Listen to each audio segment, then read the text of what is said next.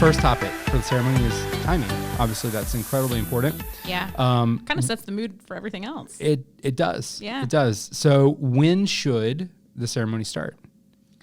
And actually, let me preface this. I didn't even get my answer out yet. You had barely taken a breath. I'm curious what you recommend to your couples, and then I want you to elaborate on your mom's theory, because I love your mom's theory. So I would recommend to my couples that you work backwards. So That's shocking because you've never said that on budget planning at or all anything. things, work backwards. What are those personal kids puzzles? I just got yelled at when we were playing with our daughter. It's like a little maze, and I started backwards. Yeah. Ryan was like, "No, that's not how you do cheating. it. It's not cheating. That's how you do it. You start backwards." Anyways, moving on. So start backwards. So if your reception venue has like an end time, or you have an end time, like if you're like, I do not want my wedding to end at 8:00 at night. I want to party until 11 or 12 or whatever time you want to party till. So start there. Most traditionally, a wedding reception is 4 hours plus the 1 hour for cocktail hour, or 4 to 5 hours. So yeah. So like, for example, if you wanted your wedding to end at 11, I had to write this down, then your reception would start at 7. So then your cocktail hour would be 6 to 7. Math. And if everything's in the same place and there's no travel time, then you would want your ceremony to be 5:30 to 6 with your prelude starting at 5. So kind of work your way backwards. If you have travel time, then you got to add in travel time in there. If you are getting married at a house of worship, especially at a Catholic church, you're probably going to have some timing restrictions. So then that's going to kind of set your time for you. Also, the formality of your wedding will help you set the time. So if you want like a super formal wedding, traditionally it's after 6 p.m. for the ceremony. I feel like you can get away with like after 5. But probably not like, unless it's a Catholic wedding, because Catholic weddings are always at like specific times, then you can get away with a formal wedding at 2:00. But if you're just doing like a farm wedding at 2:00, it's probably not going to be a formal affair. But it could be. Yeah, there's no rules. There's no rules, but that's kind of the general, the general rule that you can break if you want. So there is rules, but you can break them, I guess is the right thing to say.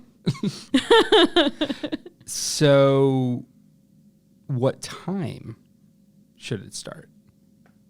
Isn't that what I just told you? Yeah, but I was really just trying to get you to tell your mom's theory. Oh, I was like, wait, I'm so confused. That doesn't make sense. Okay, so here's my mom's theory and why we got married on the half hour.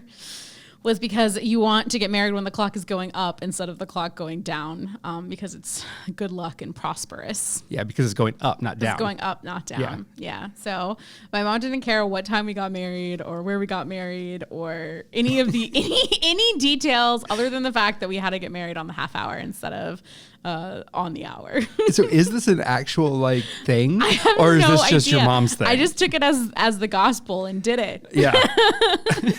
Just went with it. So. That one always stuck with me because it's very specific. It's very specific. I don't know. But I like it. Yeah, I'm into it. I mean, so far so good. So we'll take it. I can be a touch superstitious, so I'm into it. Yeah, I like it. All right. So how long should it be? The ceremony? The ceremony itself. I would say normally like budget 30 minutes, unless you're doing like full mass or something like that, and then it might be more like an hour. There's a lot of stuff on this mic. Some weird faces happening right now. If you're watching this video, I apologize. So yeah, 30 minutes, unless it's like a Catholic mass where it's going to be longer, like an hour plus, depending. Even if you think it's going to be a quick wedding, I would still like, maybe it's at your venue and you're doing like a super quick ceremony. I'd still allot 30 minutes. Processional and recessional takes a little bit of time. It's just good to have a little wiggle room. Yeah. Just in case. All right. Will time of the year affect timing? Yes. Great. Moving on. Do you want to know more? Yes, please elaborate. Specifically the sunset. So if you are getting married after the time change and it's going to be dark after your ceremony, that's going to probably push you to do a first look, or else you're going to have no couple pictures in light, which most people want. So then that might affect your ceremony time. We recently did a wedding in December that, you know, their ceremony was like super early, I think like 3:30 or something, because they didn't want to do a first look. And it gets dark, like 5 o'clock, 5:30. Yeah. So that's something to keep in mind. Or if you have like religious restrictions. So, you know, like with, like if you're celebrating and you're a Jewish couple, it traditionally has to be after sundown on a Saturday. So that's going to change your timing. So that's something to keep in mind too, you know, depending on any kind of cultural or religious things to keep in mind. Makes sense.